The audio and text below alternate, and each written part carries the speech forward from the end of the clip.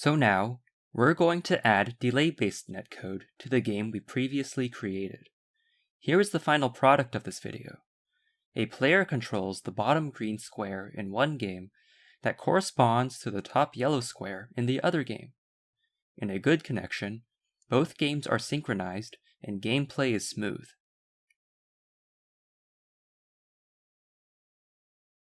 During a poor connection, the games may delay until the necessary communication between them is fulfilled, so that they remain synchronized.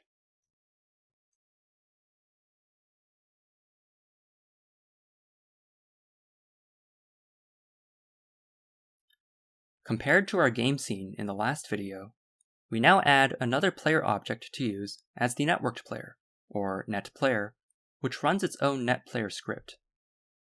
From now on, to avoid semantic confusion, I will refer to the netPlayer object in the scene as the netPlayer, and the game instance that we intend to network with as the networked game.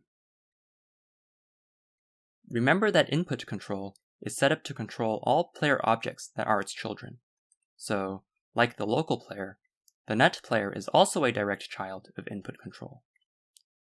When we play the game, the local player is at the bottom, and the netPlayer is at the top and will turn yellow.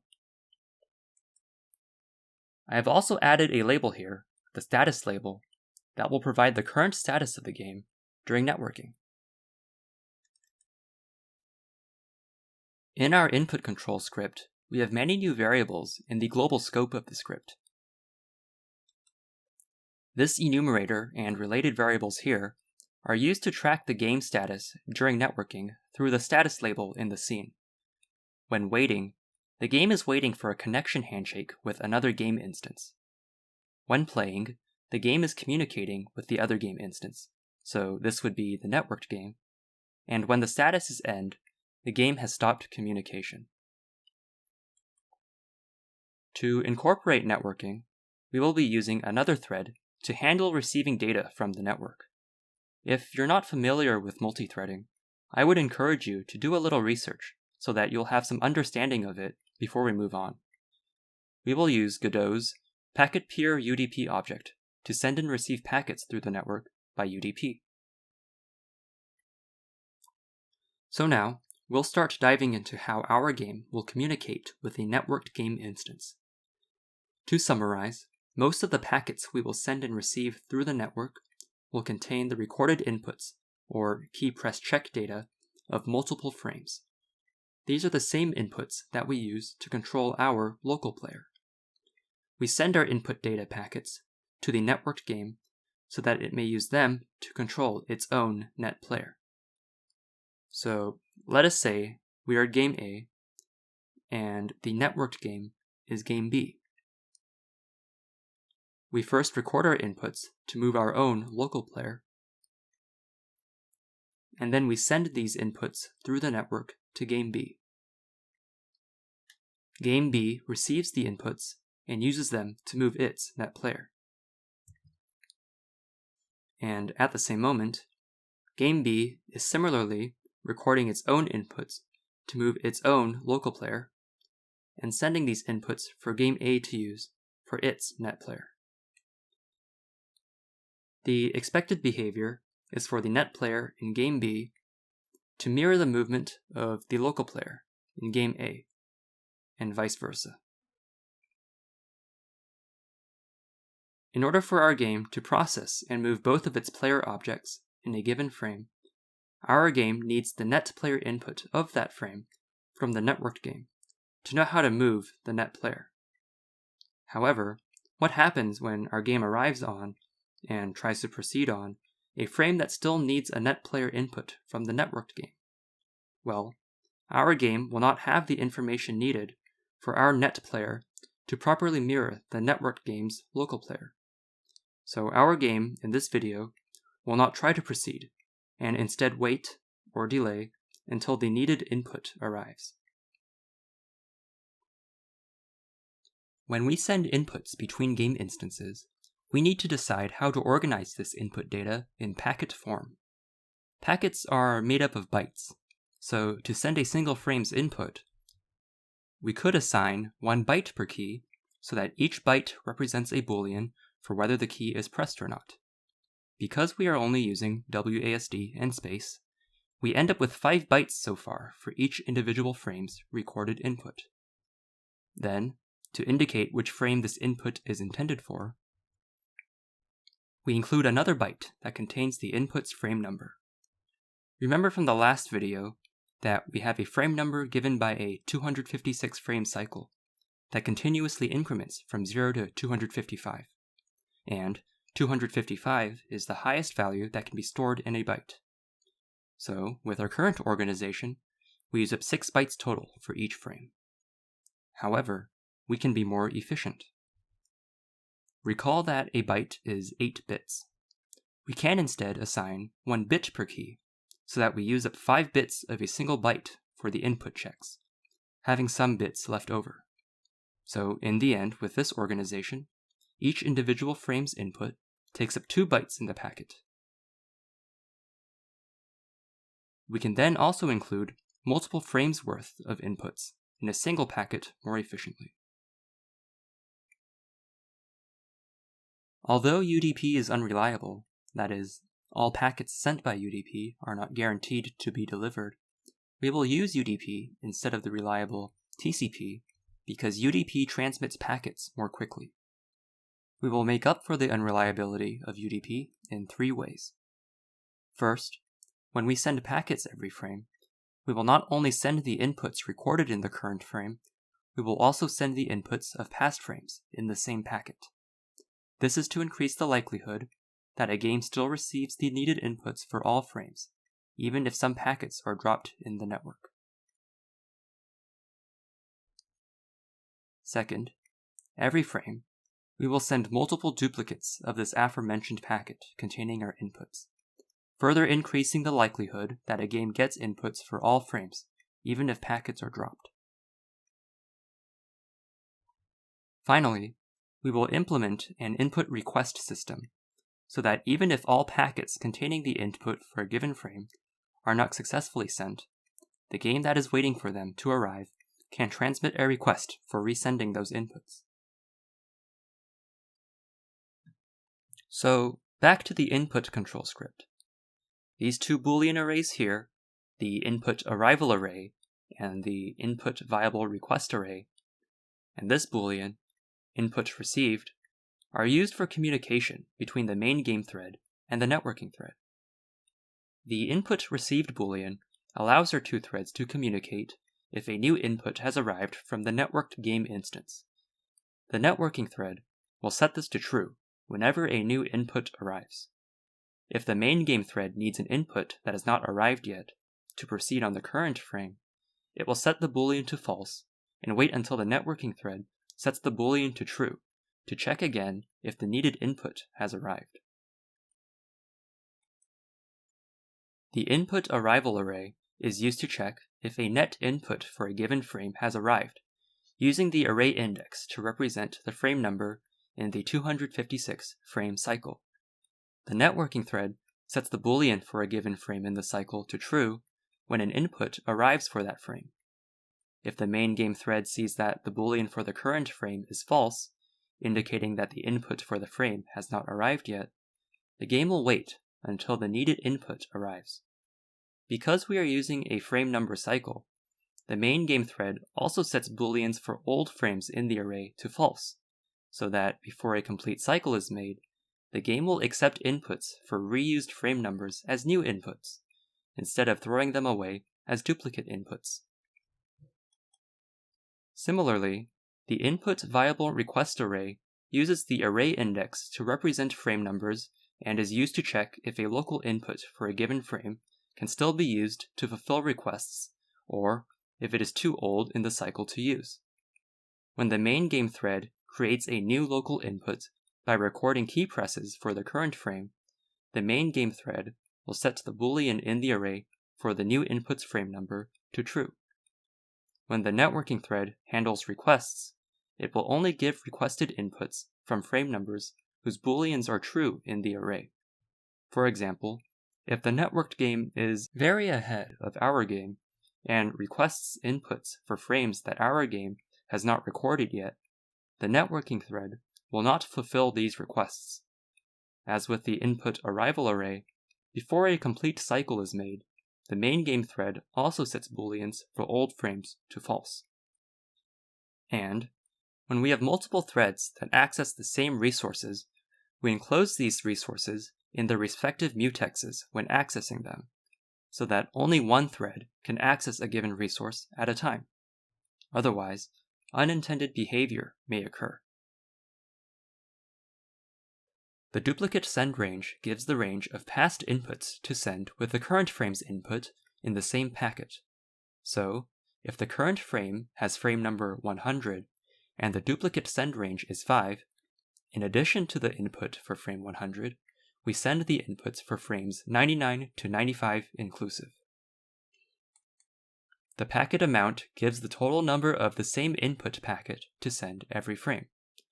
As we have here, sending more than one allows for duplicates that help overcome the unreliability of UDP. For the classes we made in the last video, we only build upon our inputs class. We add the net input variable to hold the inputs given by the networked game for our netPlayer object to use. We also include the encoded local input, which is the 8-bit or 1-byte form of the local input that is sent over the network.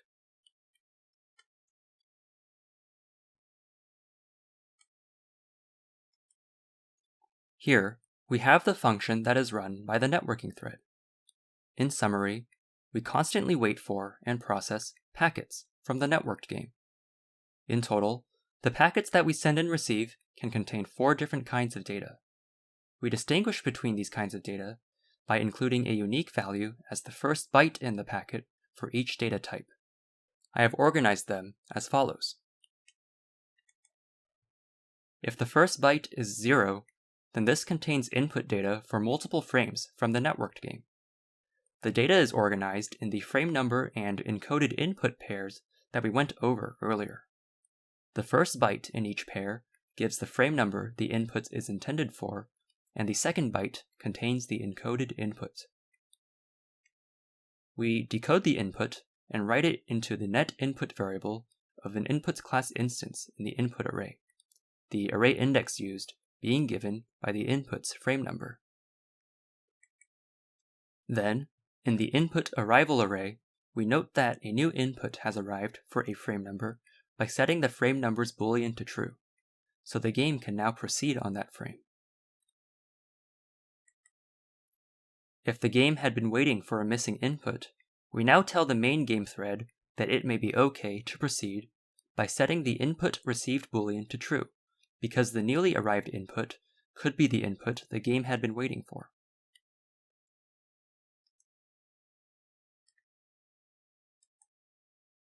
If the first byte is 1, we have received a request for inputs, consisting of 2 other bytes. These 2 bytes give the range in frame numbers that inputs are requested for. The end of the range is exclusive, so the game will not send inputs for the frame number given by the third last byte. We do not want to send non-existent future inputs that we haven't recorded yet, so we use the input viable request array to track which inputs in the input array are okay to send. When we start the game, we initially will send a handshake signal and wait for a reply from another game instance. If the first byte is 2, we receive this connection handshake and begin communication with the networked game. If the first byte is 3, it is just a signal indicating that the networked game has chosen to end and disconnect. The game is set to end as well when this signal is received. When we want to send the signal and end our own game, we press escape. So, overall, we can visualize each packet data type like this. 0 as the first byte indicates an input, 1 as the first byte indicates an input request, 2 indicates a game start handshake, and 3 indicates a game end signal.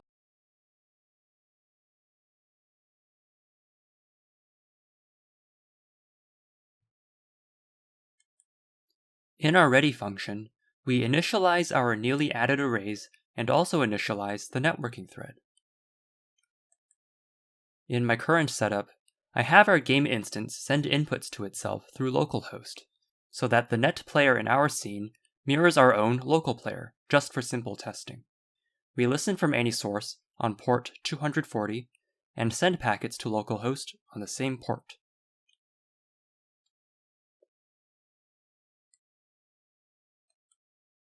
Previously, our physics process function merely called handle input, but the function can now decide to delay the game if it does not have the needed net input to proceed forward on the current frame. This is where the possible delay of our delay-based netcode is.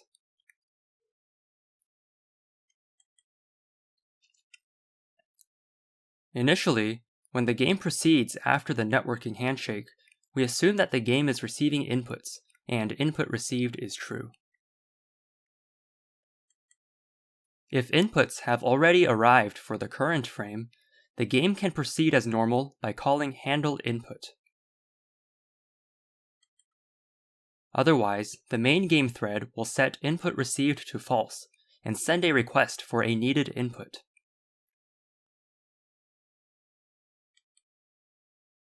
As long as input received is false, the main game thread will not call handle input, so it will not get key presses nor operate on the player objects, causing the game to do nothing but send requests every frame. We also add our simple way of sending a game end signal to the networked game and ending our own game by pressing escape.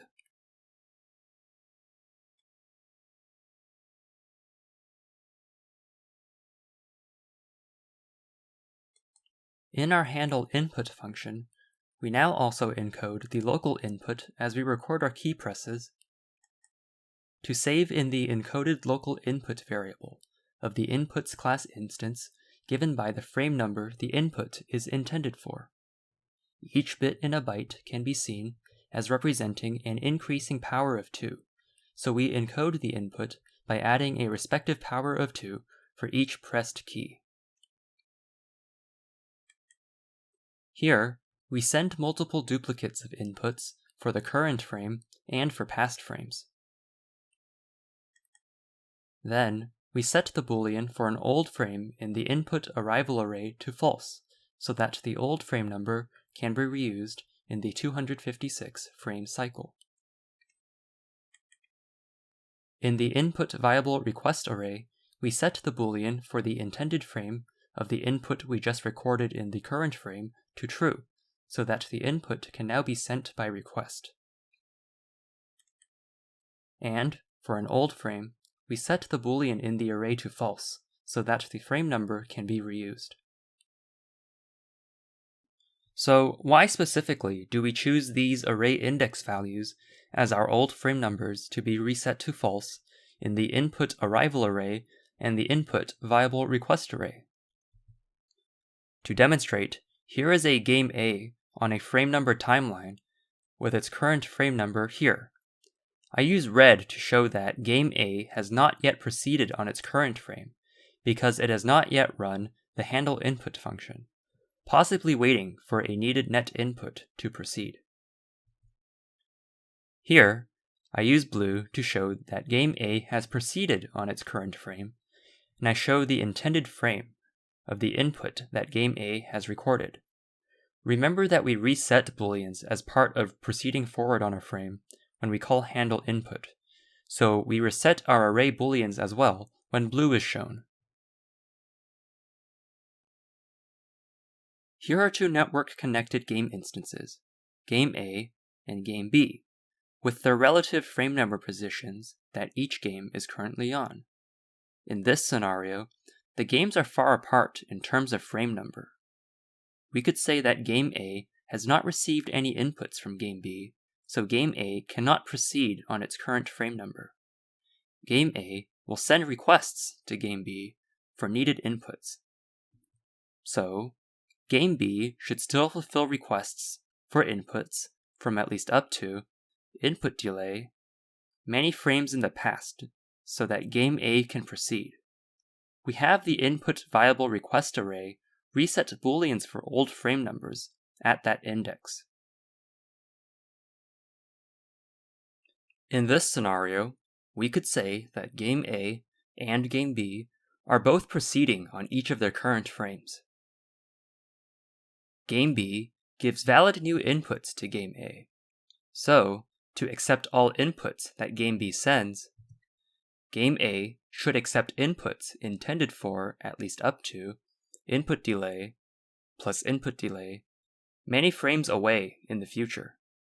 But why do we add +1 to this value here in our input arrival array index that gives the boolean to be reset? Well, new valid inputs could have already arrived to game A before it resets the boolean to false in the handle input function, and game A in that case would treat these inputs as duplicate inputs to be discarded, because the input arrival array boolean for that frame is still true. For game A to accept these inputs at any point during its current frame, we reset the boolean for one frame further ahead than input delay plus input delay in the future.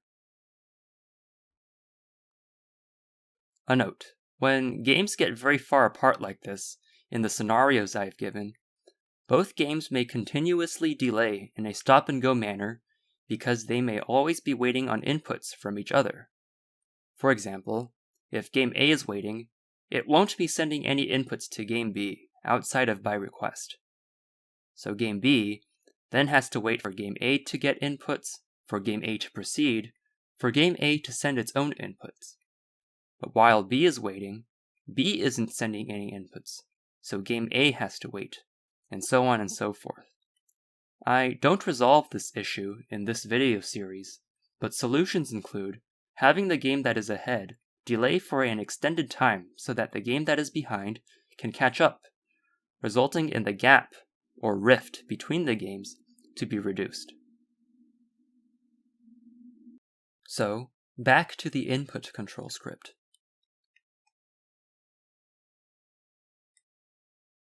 Overall, the usage of the functions to operate on all of the children of input control have not changed. Whenever we call frame start all, input update all, and frame end all, this time we also operate on the net player, because the net player is a child of input control. We have added the net input variable to the inputs class, so the current input variable we use that contains an inputs class instance now has the information needed to move the net player. We don't do anything with our saved states in this video, but in the next video, we'll combine them with the delay-based netcode we've made to form rollback netcode.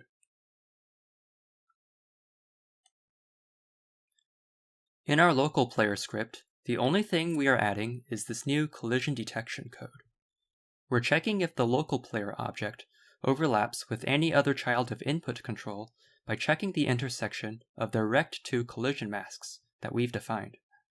So when the local player and the net player overlap with each other, their counter test variables increase. I use the counter variable as a cheap way to test if two network-connected game instances are synchronized by checking if the counter variable value of a local player matches the value of its associated net player in the networked game instance. For our net player script, which is run by the net player object in the scene, we extend the local player script, but we override the ready and the input update functions. We have the net player use the net input variable of the inputs class, and because the net input consists of direct key press checks from the networked game, we also change the signs of the movement so that the net player movement mirrors that of the networked game's local player. This status check script run by the top root node of the scene is just to display the current status of the game given by the game variable in input control. So for a quick test, I'll run one game instance connected to itself by localhost so that the game is just sending inputs to itself. The net player will mirror whatever the local player does, And, because it's localhost, there won't be any real network latency, so we'll basically see what our best case connection looks like.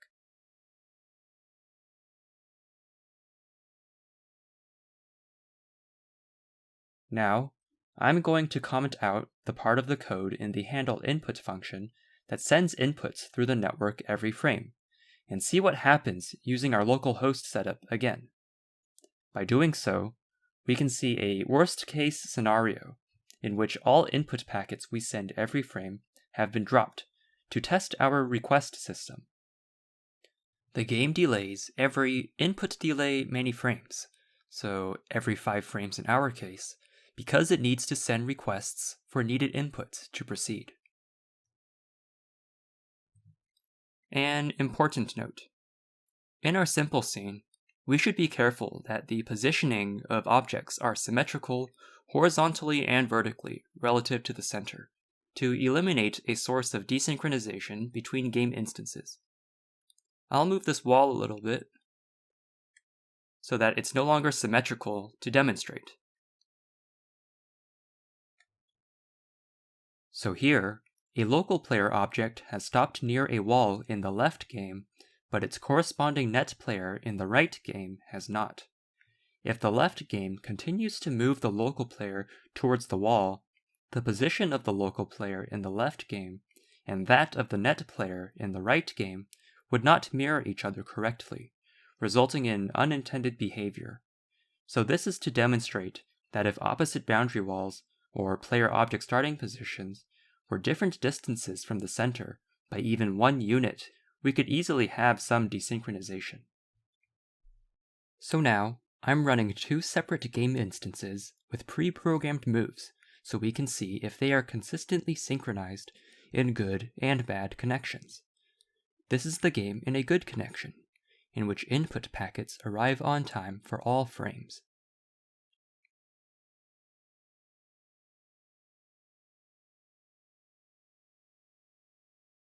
This is the game in a bad connection, in which input packets often do not arrive on time.